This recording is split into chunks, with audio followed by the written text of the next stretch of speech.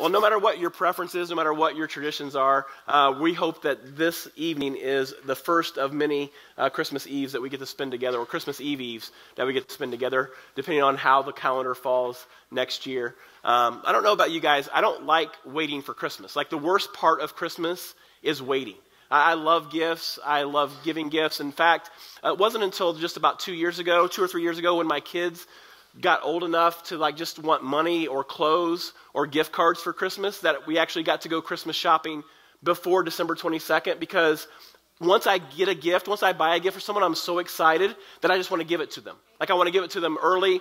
And so I just went Christmas shopping for Trish yesterday, because everything within me, I wanted to come home and just give her a gift, because I was just so excited about it. I don't like waiting at all. In fact, the worst part of Christmas for me, and the best part of Christmas for me, is waiting.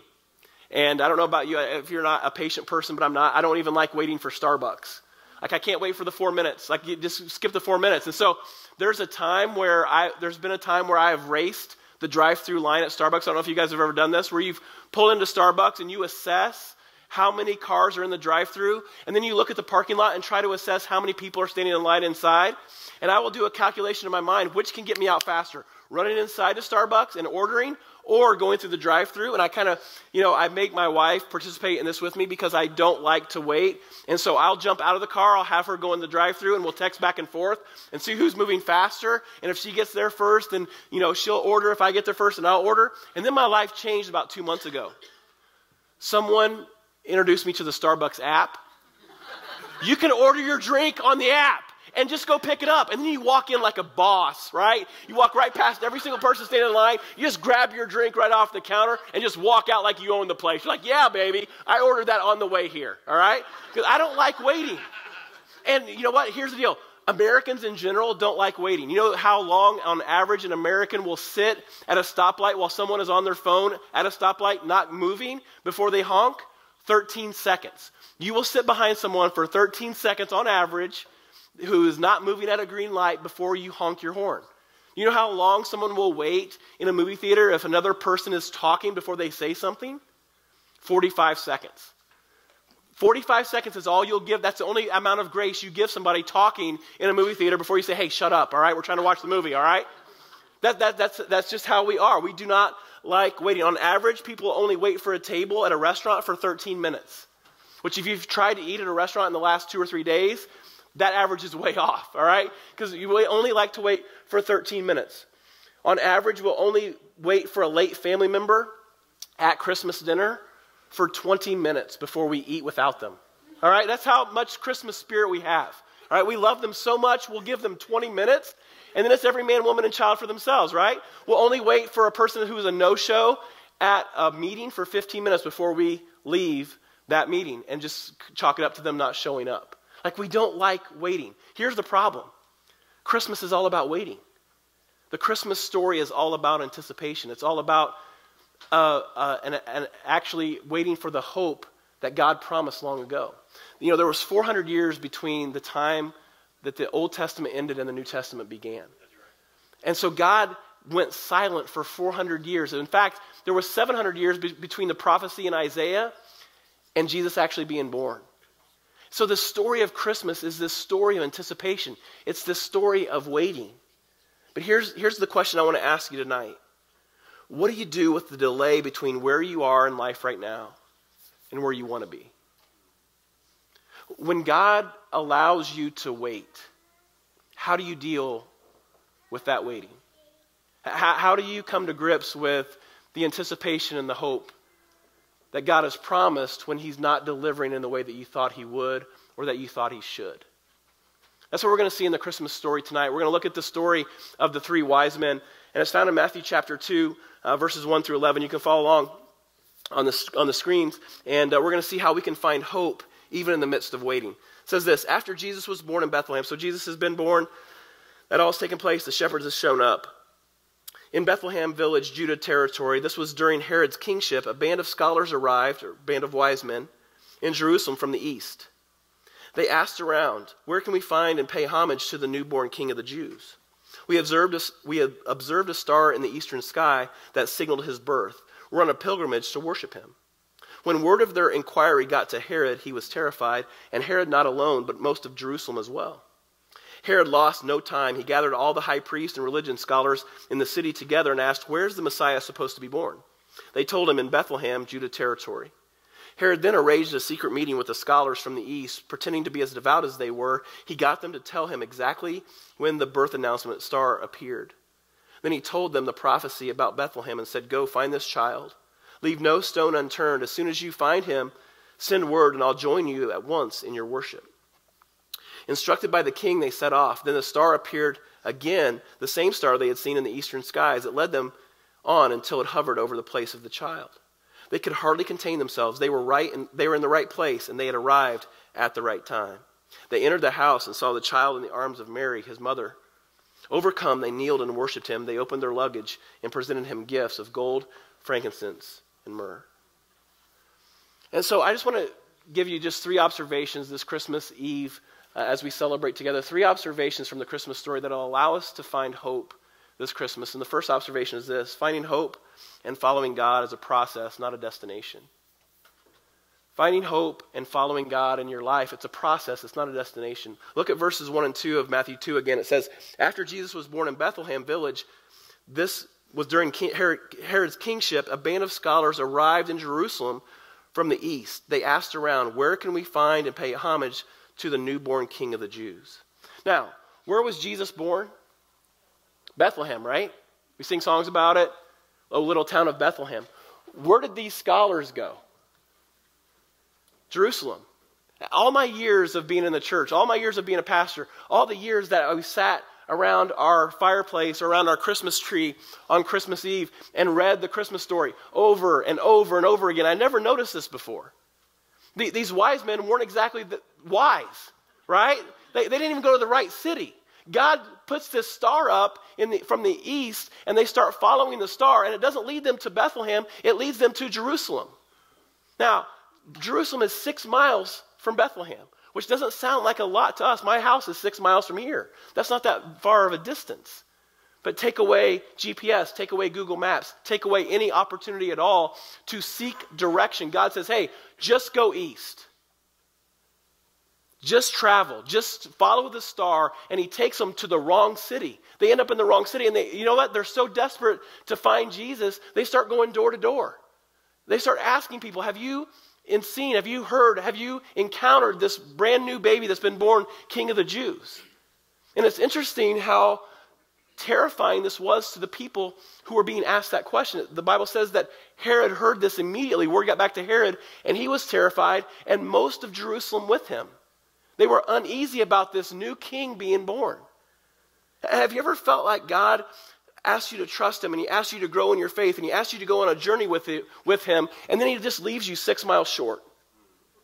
He just leads you to the wrong city. He just leads you to the wrong place. And you're standing there, you're going, "God, I thought we were in this together. God, I thought you gave me clear directions. God, I thought you asked me to go where you wanted me to go. Why have we ended up here?"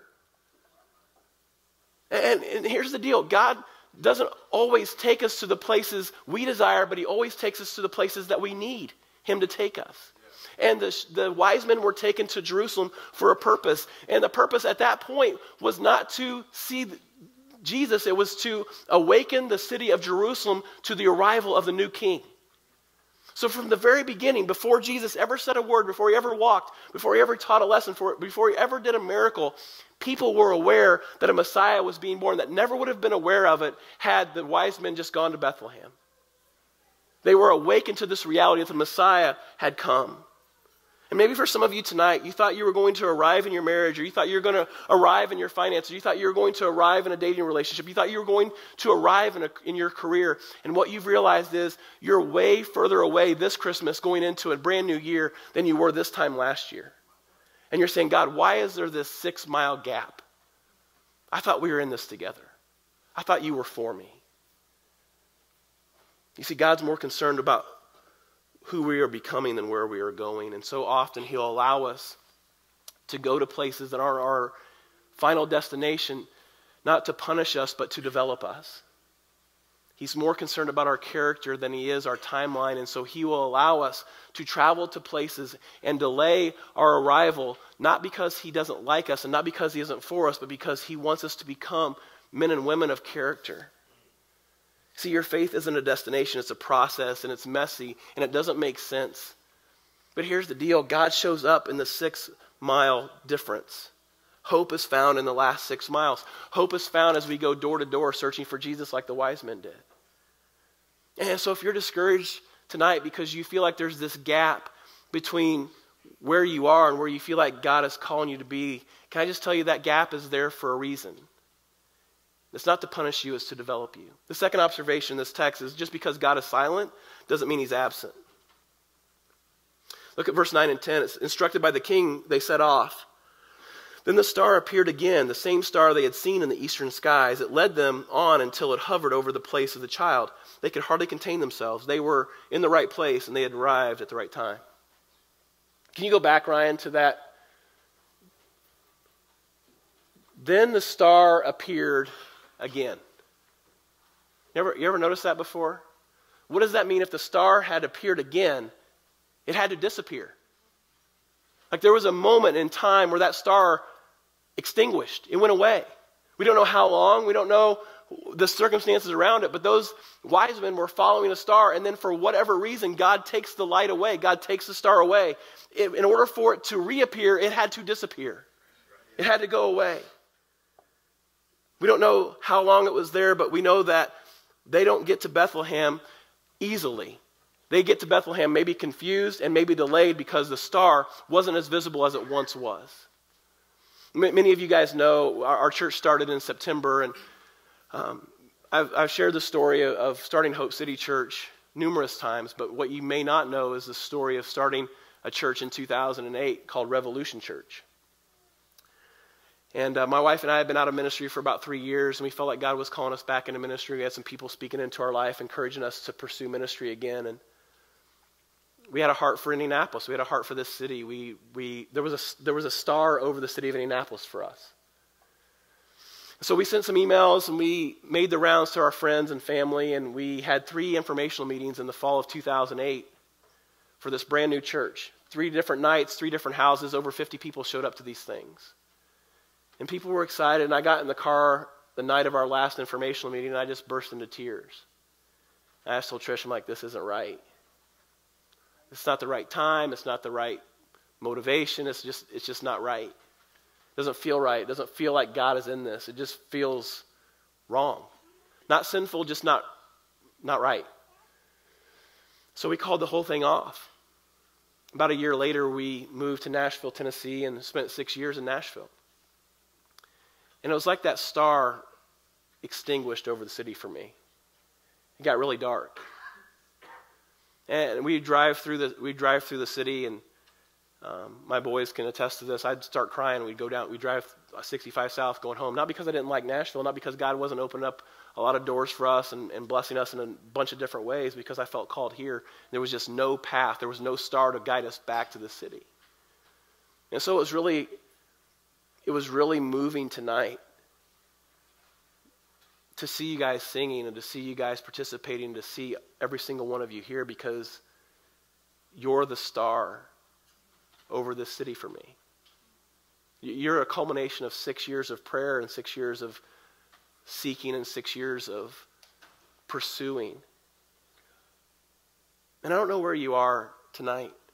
Maybe the star has gone out over your marriage. Maybe the star has gone out over your job. Maybe the star has gone out over your dating life, and you feel more confused and more distant than you ever have in your relationship with God. Can I just tell you that your call isn't to reignite the star, it's to be faithful in the dark. That if you're faithful in the dark, God will re-illuminate the star. God will recast vision for your life. God will bring you through the dark time of your life and allow you to find hope. Maybe not this Christmas, maybe not this New Year. It might take a while, but if you're faithful, God promises to show up. And God's saying, hey, if you'll be faithful in the dark, I'll illuminate the path. I'll illuminate the way. I'll reignite the star.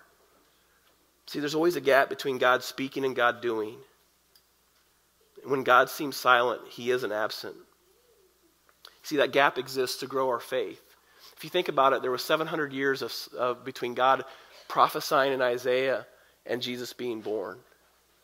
And there might be a gap in your life where you feel like God has called you to be and where you actually are. And God's saying, hey, I'm going to use that gap to prepare you character-wise, to prepare you in your heart for the plans that I have for you. And then finally, at just the right time, God brings hope. At just the right time, God brings hope. Most of you guys know that our oldest son, Micah, plays basketball for Indiana Wesleyan. And as he was kind of going through the college recruiting process, there was numerous opportunities for him to play in different places. And he had a desire to play for a few schools that weren't recruiting him. He had a desire to play for a few schools that he didn't know was going to recruit him. And Indiana Wesleyan was kind of one of those latecomers. They came on the scene late, and they made him an offer to come and be a part of the team. And he was excited because they're the number one team in the country. They've won a national championship, Indiana National Championship 2 out of the last 3 years. And so there was a sense of pride going into this whole thing that, man, this is a program that is not just great athletically and not just great from a basketball standpoint, but the coaches really care about the players spiritually and emotionally. And they build into them as young men. And so last year he gets on campus and kind of starts going through the summer workouts, and it becomes apparent that he's not going to play very much. And so the coaches come to him and say, hey, would you be willing to redshirt and just sit out this year? So you go through all the practices. You have to go hard on all the practices. You just don't get to dress for the games, and you don't get to travel to all the big trips. And so Micah took that opportunity, took a redshirt year. He thought he could grow spiritually, he could grow academically, he could grow as a basketball player. And so he sat out all last year. And so coming into this year, there was optimism that he was going to be able to play, and he was going to be able to part of the rotation. And so he gets the season comes around, and he starts averaging 2 to 3 minutes a game. And it was a 15-man roster. He's player number 13. And so expectations fell way short. And the light, the star over the basketball program kind of extinguished. And so we've been processing that and talking about that and what's that mean and what's God trying to do in your life and how do you find joy in something that is really challenging at times. So about a month ago, the team had planned to go to Hawaii over Christmas break to play in a tournament. And about a month ago, the coach pulls Mike into a meeting and says, hey, just want you to know, we're taking the top 12 players to Hawaii, so you don't get to go. And so that was pretty devastating, pretty disappointing. And so he processed that. He's kind of a processor. And so he processes that and makes plans. He's going to go visit his girlfriend in Michigan. He's going to hang out with us, which selfishly we were bummed out for him. But we get more time with him over Christmas break. And last Tuesday, the coaches were having a meeting to go over the final itinerary for the trip to Hawaii. And the head coach lets the assistant coaches know what the itinerary is and what the roster of players that are going to Hawaii is. And one of the assistant coaches learns for the very first time that Micah's not going. And he says, that's not right. He's like, that's not cool. Micah has to go on this trip. Micah is a part of our team. He has to go. He's one of the spiritual leaders of our team. He needs to go to Hawaii. And the coach is like, well, we have a budget for 12 players and 4 assistant coaches. He can't go. And the assistant coach says, he can go in my place. I'll give up my spot so he can go. And so he just got back at 3 o'clock today from an 8-day trip to Hawaii. And it was like the person that he was during that process allowed the star to reignite. And I don't know what you're going through right now, but I do know this. You have a God who could not fathom eternity without you, and so he gave up his spot for you to spend eternity with him. Look at what Romans chapter 5, verse 6 or 8 says. It says, Christ arrived at the right time to make this happen. He didn't and doesn't wait for us to get ready. He presented himself for this sacrificial death when we were far too weak and rebellious to do anything to get ourselves ready. And even if we hadn't been so weak, we wouldn't have known what to do anyway. We can understand someone dying for a person worth dying for, and we can understand how someone good and noble could inspire us to a selfless sacrifice. But God put his love on the line for us by offering his son in sacrificial death while we were of no use whatever to him. See, there was a moment in history 2,000 years ago where God said, hey, it's not acceptable for me to live life in eternity without you. And so I'm going to send my son in your place. I'm going to allow him to take a death on that he doesn't deserve and bring sin on himself that you've committed. I'm going to allow his life to be exchanged for your life. He gets to go in your place and you get to go in his place. That's what God did for you at Christmas. At just the right time, hope shows up. And I don't know where you are tonight. I don't know what battles you've been facing. I don't know what disappointments you've been dealing with. I don't know what life circumstances have come against you, but I do know this. If you'll wait, if you'll hold on, if you'll be faithful, and if you'll wait for the star to reilluminate itself, to shine brightly, God will bring hope to your life and heart at just the right time. Let's pray together. God, we thank you so much just for your pursuit of us, for your willingness to take our place, for your willingness to come and allow your life to be substituted for our life. And God, there's some people in this room tonight